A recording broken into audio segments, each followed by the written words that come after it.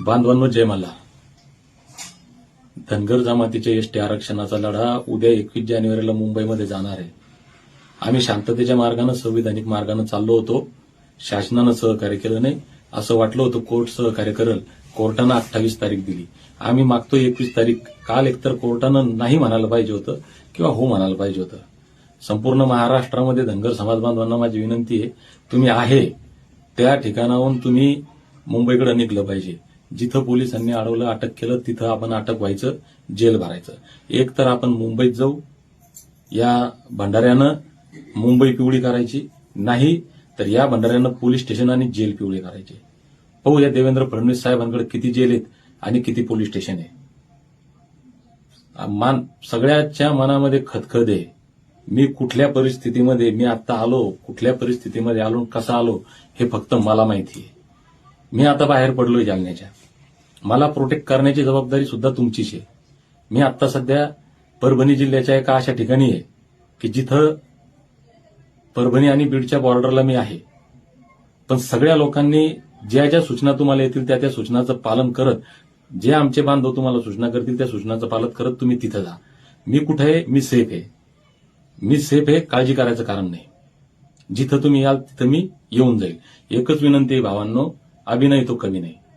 सरकारनं आम्हाला मुंबई द्यायची परवानगी द्यावी, नाही तर आम्हाला जेलमेंट टाकावं. ही दीपक बोराडेची लढाई नाही, ही महाराष्ट्रातल्या 2.5-3 कोटी धनगरांची लढाई आहे.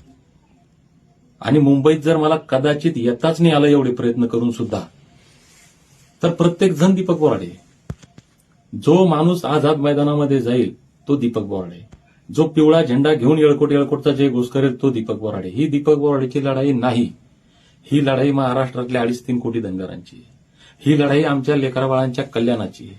ही लढाई आमच्या अस्मितेची, आमच्या स्वाभिमानाची आहे. म्हणून जर दीपक बोराडेला अटक झालं तर महाराष्ट्रातल्या प्रत्येक धनगरानं, आमच्या मायमावल्या असतील, अहिल्यामाईंच्या लेकी असतील, सगळ्यांनी अटक व्हा. तसा दबाव होणार नाही. मी 17 तारखेला जालन्यामध्ये ज्यावेळेस मला नजरकैद केलं, अटक केलं, बांधवांनो, जालन्यात जर त्या दिवशी 1500 गाड्या जरी आल्या असत्या ना तरी हे सुटलं असतं. मला बोलता येत नव्हतं. माझे फोन सगळे रेकॉर्डिंगवर आहेत. मी काय, माझ्या मुवमेंटवर प्रत्येक गव्हर्नमेंटचं लक्ष आहे. मग काही गोष्टी या गनिमी कावा याला म्हणतात. जे मला सांगत होते ना, हा गनिमी कावा म्हणतात.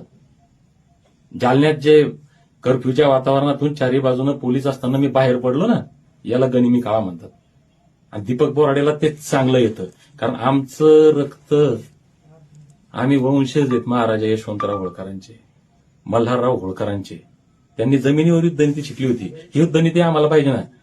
काल काय बोललो, काल मी जे बोललो होतो ते बोलणं माझं गरजेचं होतं. मला कुणाविषयी आकस नाही, कुणाविषयी लोभ नाही, कुणाविषयी राग नाही. प्रत्येक मल्हार मावळा, काल घनश्याम बापूंचं अभिनंदन करतो. त्यांनी चांगली भूमिका घेतली, स्ट्रॉंग मांडलं त्यांनी की एक दीपक बोराडे गेला तर जाऊ द्या, आम्ही दीपक बोराडे. ही भूमिका प्रत्येक मल्हार योद्ध्यानं घेणं काळाची गरज आहे.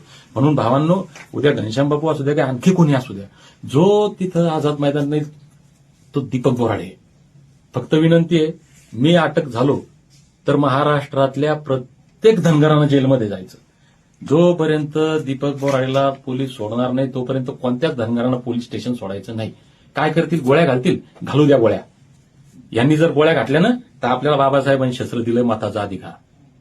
आमची मतं घेऊन सत्तेत येता आणि आम्हाला शहाणपणा शिकवता का? त्याच्यामुळे आता अजिबात गाय करायची नाही भावांनो. जे होईल ते होईल. काय करायचं गव्हर्नमेंटला करू द्या. लाठीचार्ज करल, मारल, गोळ्या घालल, घालू द्या गोळ्या. आम्ही पाकिस्तानचे, आम्ही आतंकवादी आहे. म्हणून भावांनो, आता थांबायचं नाही. तुमच्या पाया पडतो मी. ही शेवटची संधी आहे. जय मल्हार.